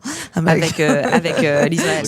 Sous parrainage américain avec Israël. Ouais. Et quand j'étais au Maroc, donc j'étais au Maroc assez longuement en 2024, donc l'année dernière, il y avait des manifestations, j'habitais à Meknès, et il y avait des manifestations tous les samedis après-midi, en gros, contre... Devant le Parlement, voilà, notamment, contre la régularisation des relations, etc. Donc, non, ça c'est absolument... Et ça fait une grosse partie de l'internationalisme au Maroc, absolument. Alors justement, on a beaucoup d'idées romantiques sur les luttes panafricaines et sur les grands leaders panaf, etc. Et dans le livre, il y a quand même une des parties qui nous laisse un peu pantois, notamment la question du rapport aux femmes, l'absence même quasiment des femmes dans ces milieux. En fait, où sont les femmes, on a envie de dire, dans ces luttes. Donc en fait, un certain masculinisme révolutionnaire, je crois que c'est une expression que tu emploies dans ton livre. Est-ce qu'on peut revenir un petit peu là-dessus? Où sont les femmes? Est-ce qu'il y en a quand même qui sortent? On cite Maldoror, qui est en fait la femme de Pinto de Andrade. La compagne, la compagne, ils n'étaient pas mariés, c'était important. Ils n'étaient pas mariés, mais voilà.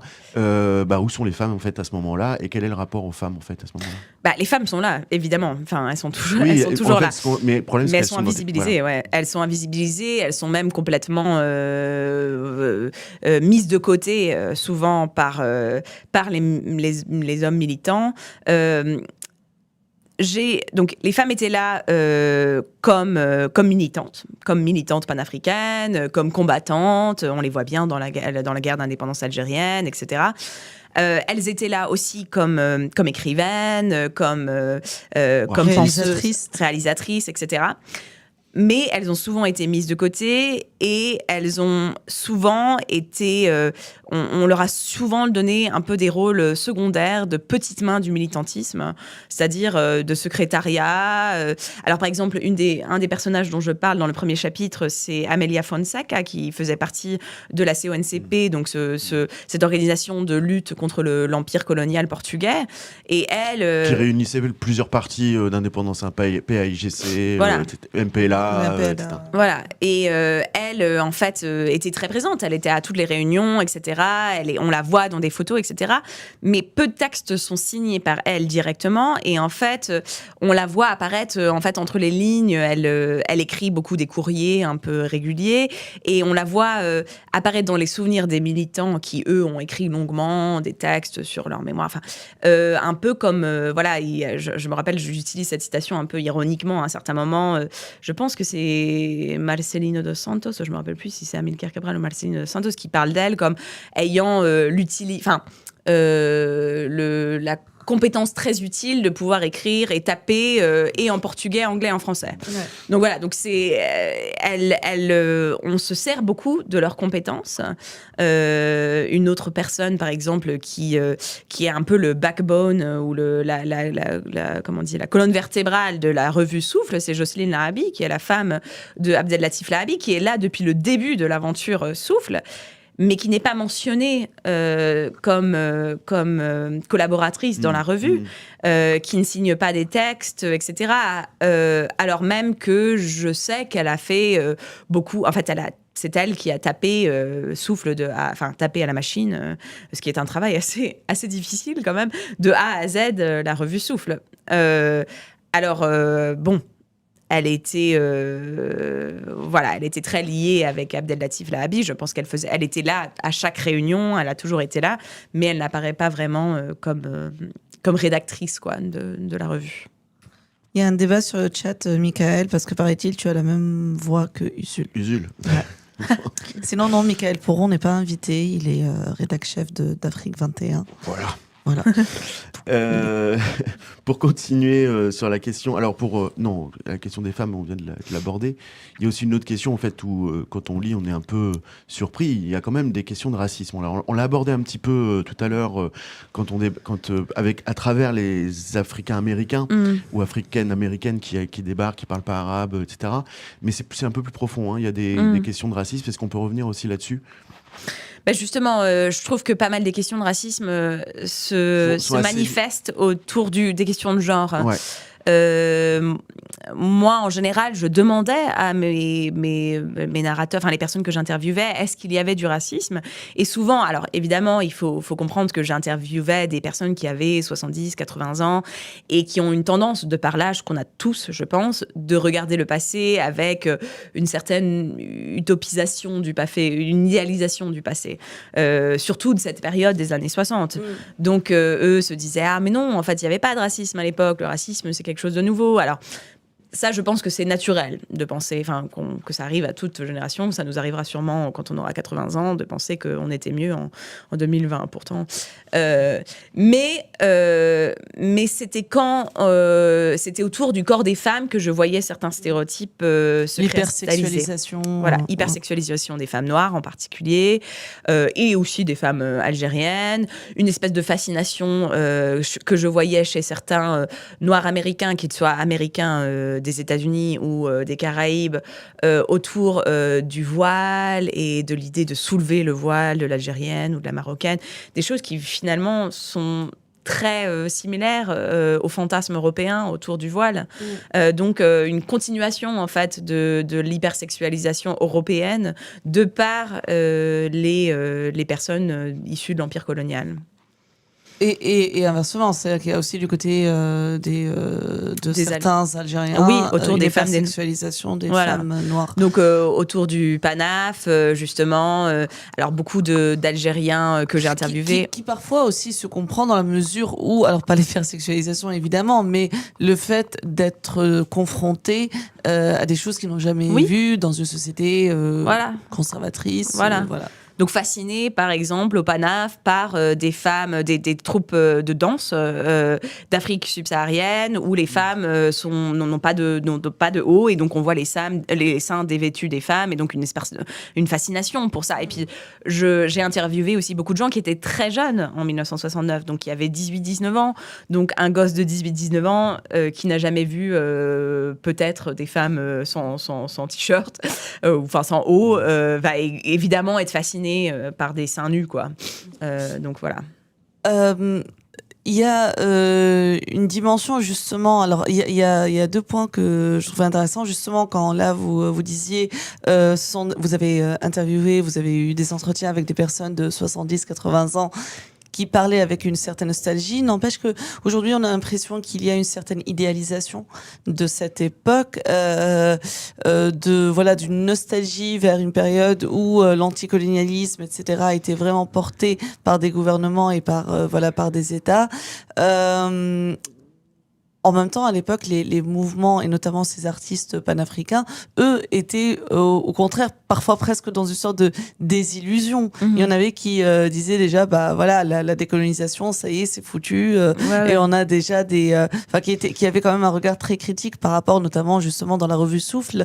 Et c'est là où on revient justement à cette idée d'une relation quand même assez dialectique avec les États en place. C'est-à-dire que, vous le citez, les gens de la revue Souffle, à la fois quand ils arrivent à Alger pour le PANAF, ils ont un regard critique comme celui qu'ils avaient par rapport au festival des Arts Nègres de Sangor, mais en même temps ils sont là, et mine de rien le PANAF leur permet aussi de rencontrer plein de monde qu'ils n'auraient jamais rencontré autrement. Bien sûr, bien sûr.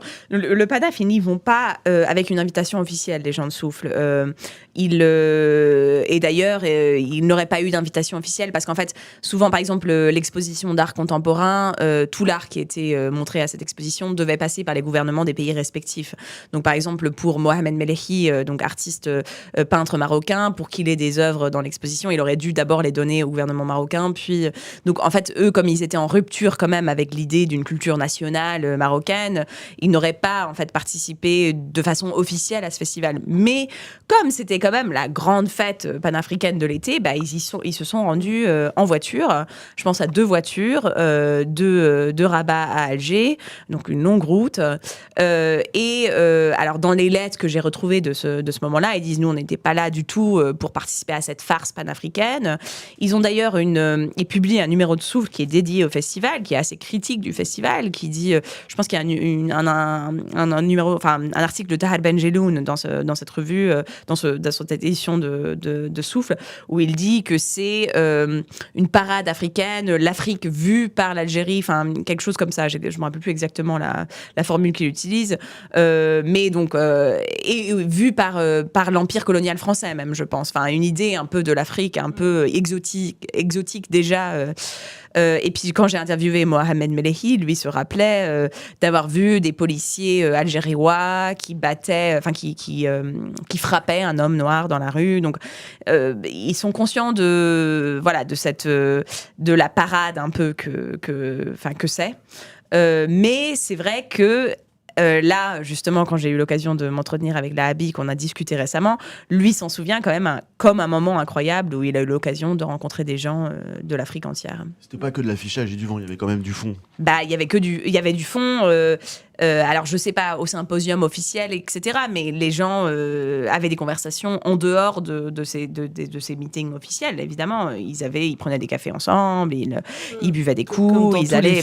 Voilà, comme dans tous les festivals. Oui. Et finalement, peut-être que dans tous les festivals, la partie la plus intéressante, c'est ce qui se passe en coulisses. En dehors, comme dans toutes les conférences. Voilà, comme dans toutes les conférences. En général, et d'ailleurs, vous le dites, même les critiques qui sont portées par Sénac, par exemple, sur le PANAF, finalement, Mario de Andrade, il finit par les porter quelque part à la tribune, en fait. Oui. Avant que ça ne disparaisse de l'écran, 2 questions de Maha via Discord. Comment analyser l'évolution de la relation entre la Tunisie et l'Afrique subsaharienne depuis l'ère bourguibienne, qui affichait un certain engagement africain, jusqu'à la situation actuelle où le discours politique, notamment celui du président Kais Saïd, semble avoir contribué à une dégradation visible dans l'espace public. Et deuxième question, un peu dans la foulée.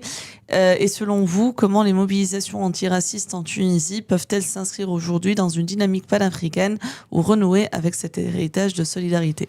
Vous avez 4 heures. C'est des questions intéressantes. Je pense que Bourguiba... Alors, Bourguiba, quand même, voulait créer une image de la Tunisie assez homogène, et beaucoup de militants antiracistes actuels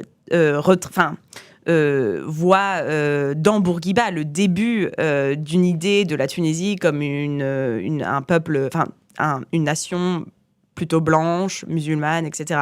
Donc, oui, c'est le récit national, c'est l'exception tunisienne, tournée vers l'Europe, méditerranéenne, 3000 ans de civilisation, phénicienne, Didon, etc. Le personnage de Didon qui est très porté par Bourguiba. Exactement. Donc Bourguiba n'était pas exactement...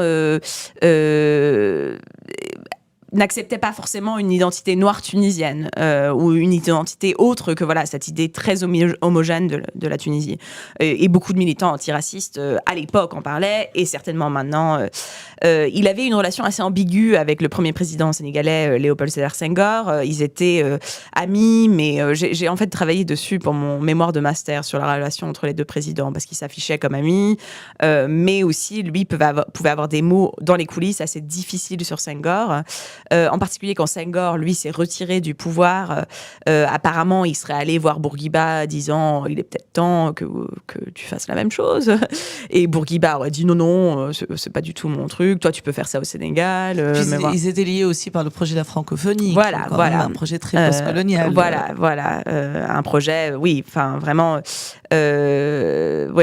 très... très français. Donc je ne dirais pas que Bourguiba est exactement un militant panafricain, etc. Cela dit, oui, il y a une transition, et cela dit, il a quand même, de par la création des JCC, finalement ouvert la porte à un certain nombre de militants panafricains. Donc les journées cinématographiques de Carthage, des JCC auxquelles vous consacrez le dernier chapitre. Voilà, qui est un festival créé en 1966 en collaboration avec le gouvernement de Bourguiba, mais mené par Tahar Sharia, qui est un intellectuel tunisien, et Ousmane Sembène, qui est un écrivain et réalisateur sénégalais. Oui, c'est vraiment sous l'égide du ministère de la Culture, et jusqu'à aujourd'hui, d'ailleurs, ça reste un festival étatique et le plus vieux festival africain de cinéma. Justement, pour essayer un peu, peut-être sur cette politique-là, c'est... on a, au moment justement à la fois alors les années 60, les années 70, il y a aussi tout l'élan autour de la construction d'une union maghrébine, donc qui commence dans les années 60 avec une tentative d'une union économique, davantage dans les années 70 autour d'une tentative plutôt politique, notamment avec des rapprochements entre la Tunisie et la Libye, Bourguiba justement qui essaie d'empêcher la Libye de Kadhafi d'aller trop vers l'Égypte et le Proche-Orient. Du coup, et vous dites à un moment, en parlant de souffle, que c'est au moment où justement il y a la version arabe, Anfas, qui voit le jour, que il y a un peu peut-être un éloignement ou de l'idée en fait du panafricanisme. Est-ce que justement les deux courants ou les deux tendances étaient un peu en concurrence? Panarabisme et panafricanisme. Oui. En tout cas, pas panarabisme, puisque au niveau du Maghreb, en fait, c'est plutôt la tentative de construire une identité maghrébine qui n'était justement ni africaine ni proche-orientale. Ouais. Peut-être. Je pense que quand même cette idée d'un Maghreb, dès la guerre des sables, qui est quand même 1963, il y a quand même déjà des grosses fissures dans l'idée de créer une unité maghrébine, quoi. Et puis c'est des dirigeants qui s'entendent quand même pas très bien entre eux. Enfin, ils ont pas du tout la même. Donc je pense que oui, il y a eu des tentatives. Mais en fait, très vite, les égos personnels des différents dirigeants ont un peu... donc le panafricanisme, finalement, cette influence permet... en fait, il y a un jeu de concurrence entre les trois pays, quoi, de par leur influence en Afrique, je pense, vraiment.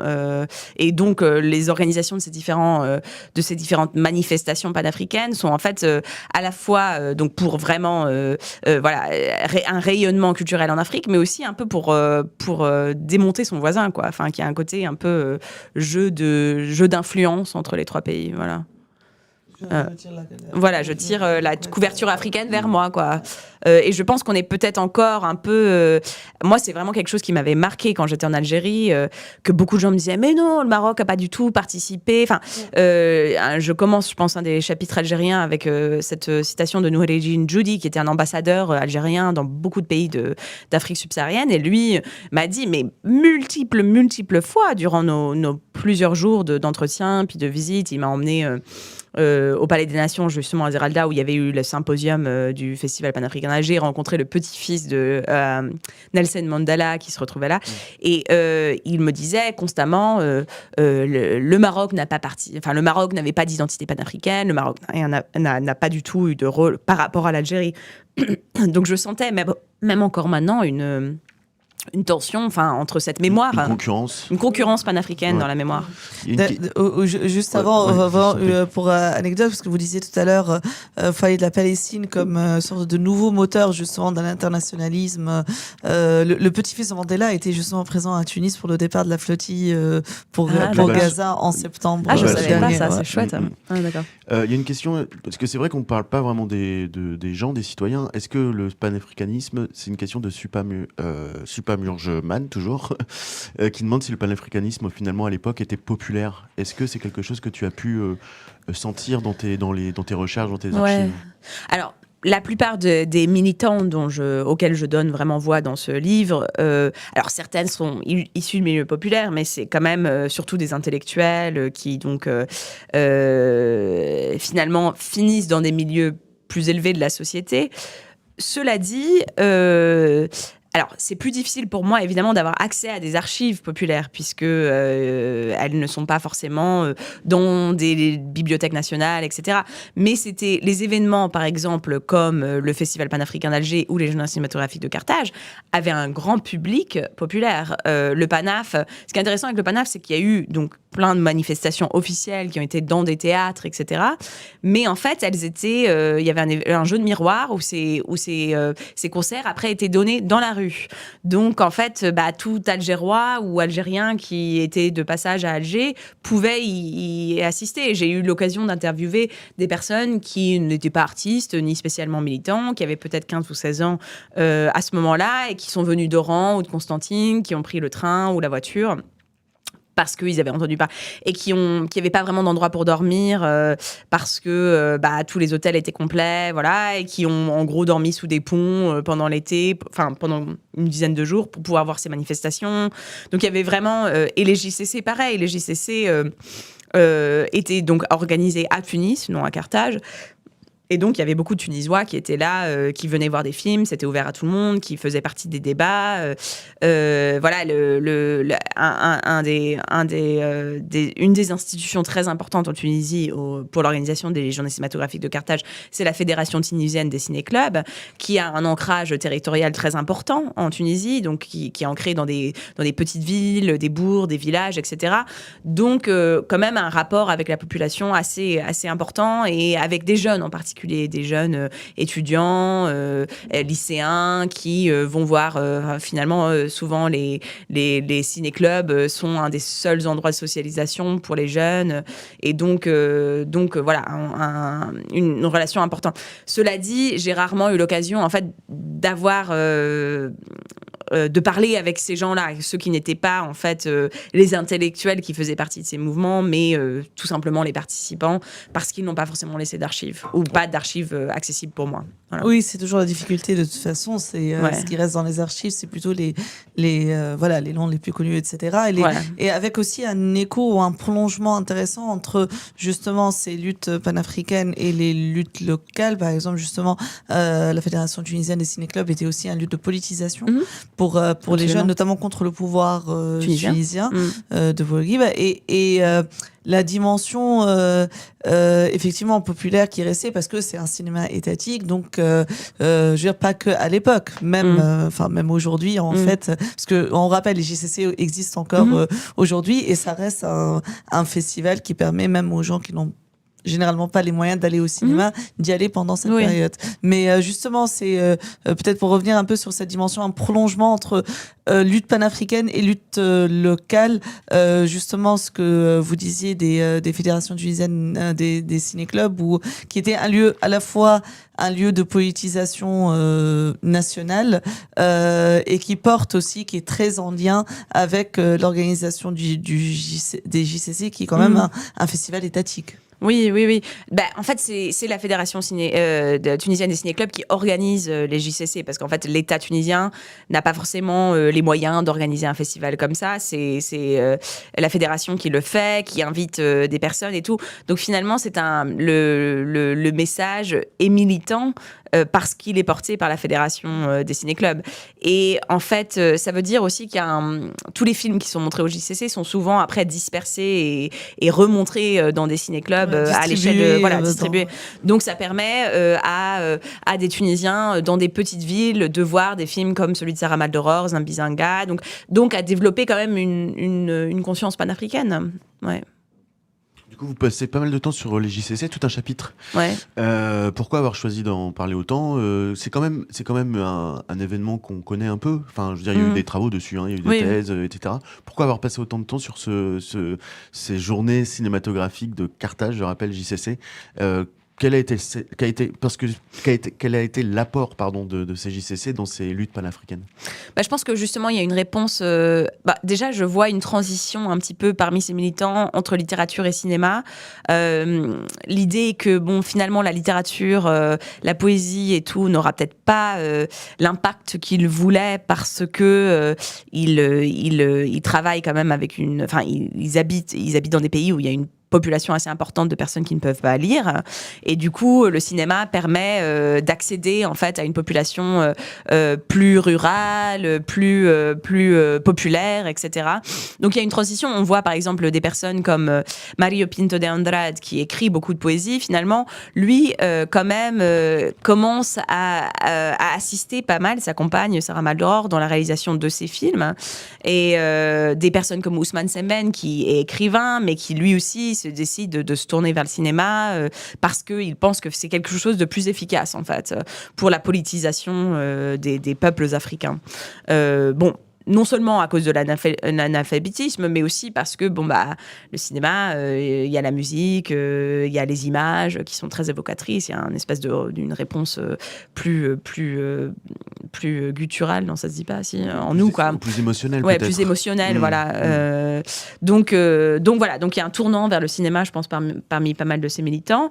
Et puis en fait, j'ai suivi quand même, le livre suit quand même surtout un groupe de personnages, et je les vois évoluer de Rabat à Alger à Tunis.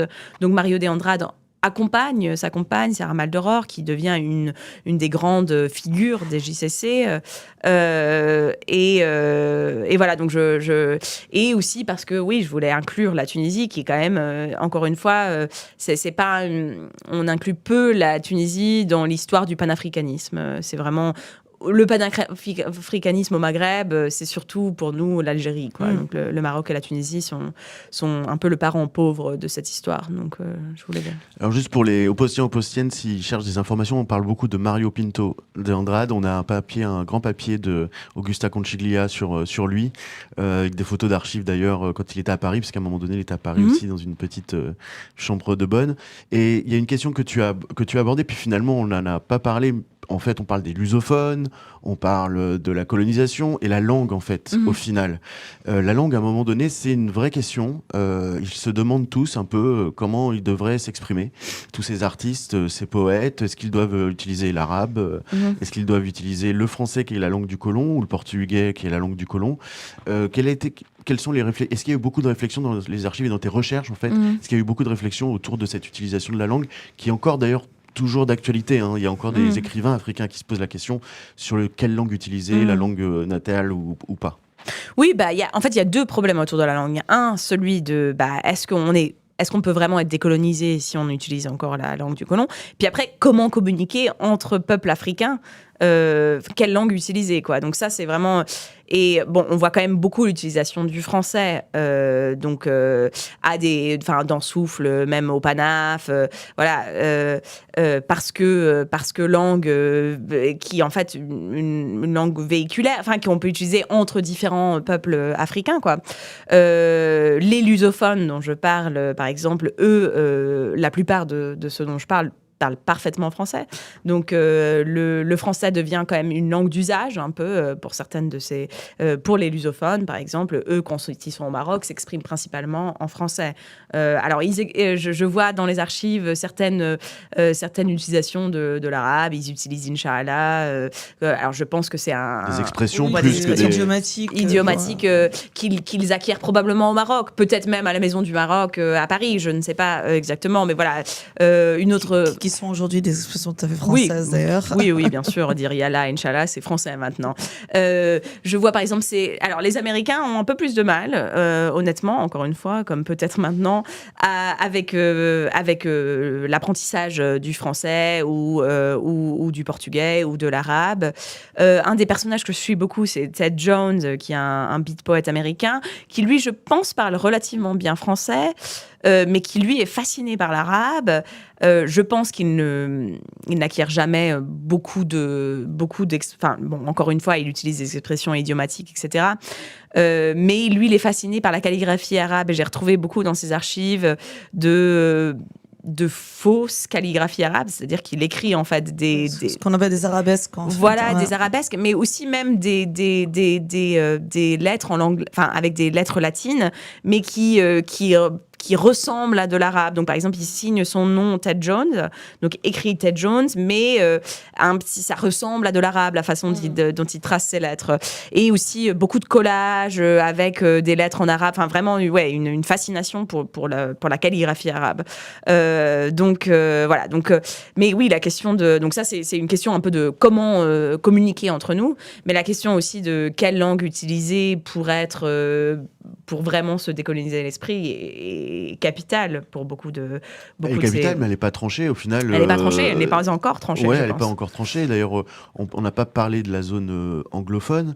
On suit les lusophones, mais quand même, on parle des Américains qui viennent, des Africains américains. Est-ce qu'il y avait aussi, le monde anglophone africain était-il représenté dans tout ce dont on parle, le PANAF, les JCC, etc. Oui, il était représenté. J'avoue que j'ai pas beaucoup travaillé dessus, en partie parce que le panafricanisme anglophone, en fait, de Nkrumah ou du Kenya, enfin, a plus été évoqué. Donc, je voulais un petit peu le panafricanisme arabophone et lusophone. Je pense on en parle un petit peu moins.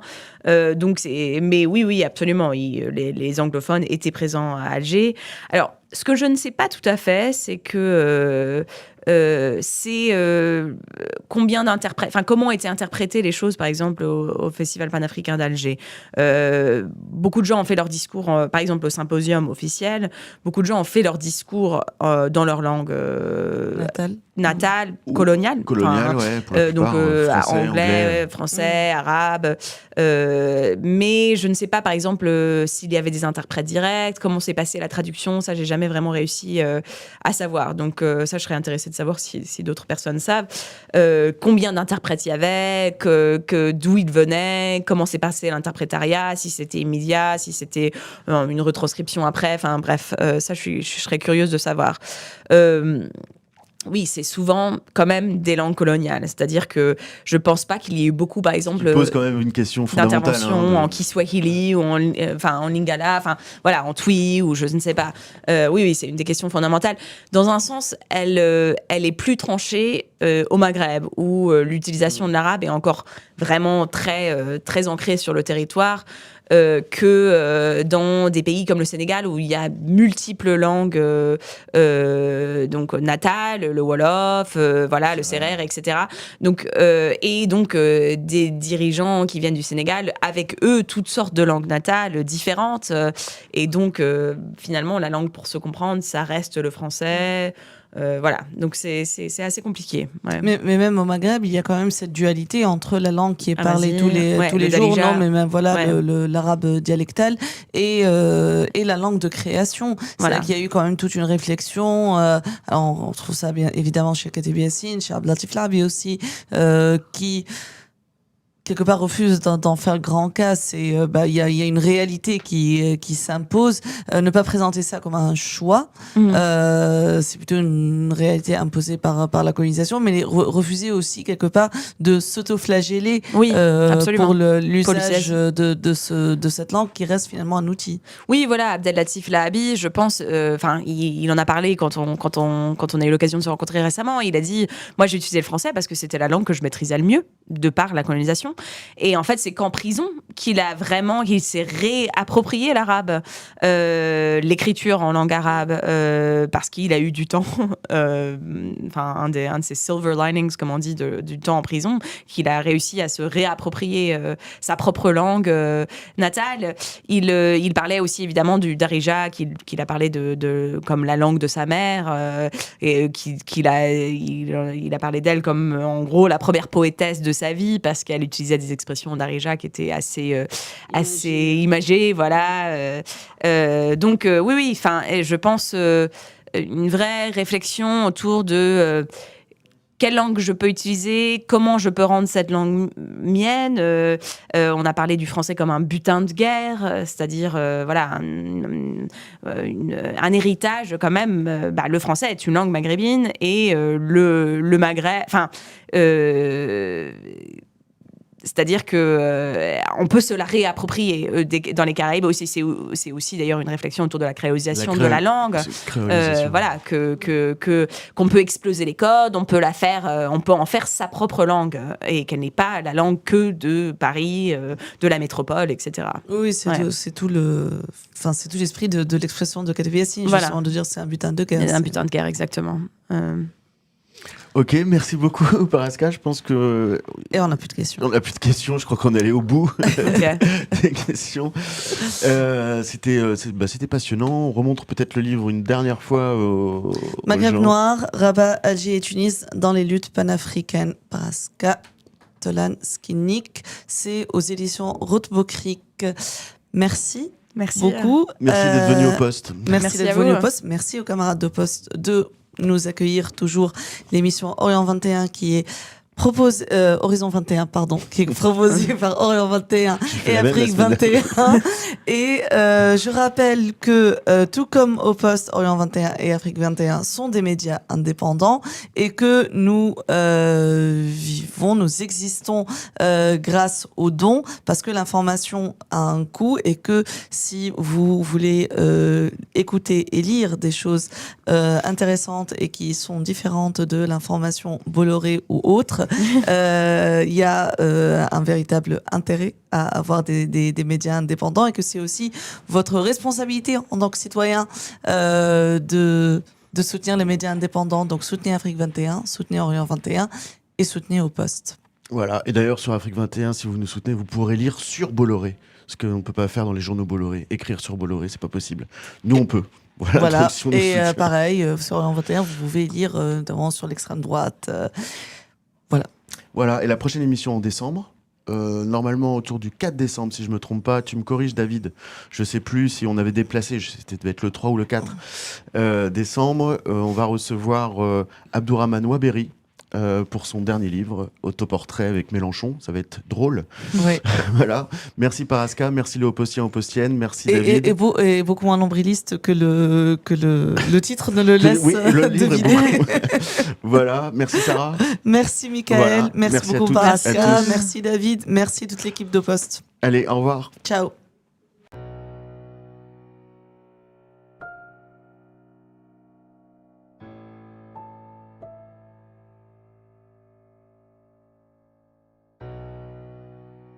Et maintenant, la question rituelle. Qu'est-ce qu'on peut faire pour peser sur la situation? Que faire?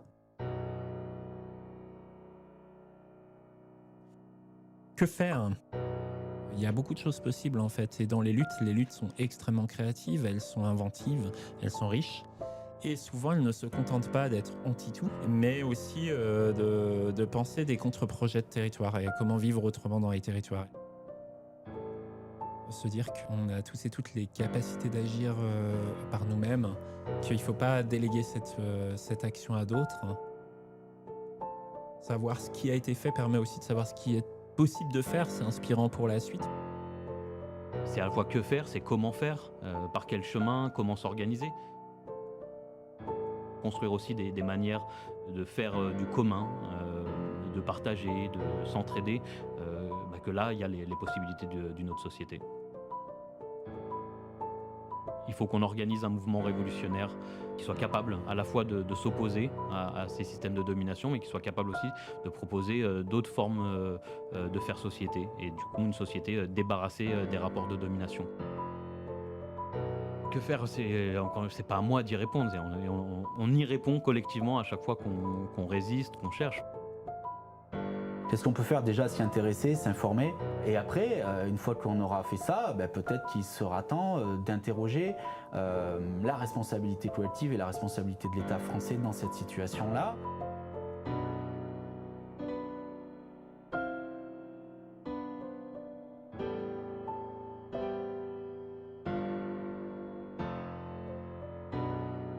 Je pense qu'il faut profiter de tous les instants tout en n'étant pas dupe et naïf.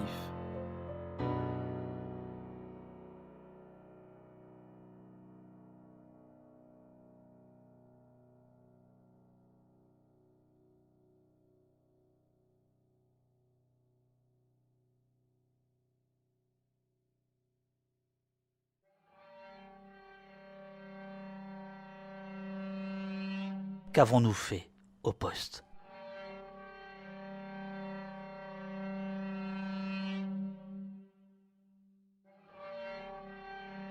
On m'a donné la parole. C'est essentiel, on ne nous donne pas la parole. Nous, c'est toutes les victimes, en général. Des confidences. Et puis, à un moment donné, un moment de vérité. J'espère que ce matin, nous avons fait en sorte de ne plus être seuls sur cette question. On a pris un temps long Et le temps long, à mon sens, c'est une arme contre le pouvoir. J'allais dire, on a respiré, tout simplement. C'est un temps extrêmement précieux. Dans ces flux d'informations, c'est important de pouvoir prendre le temps.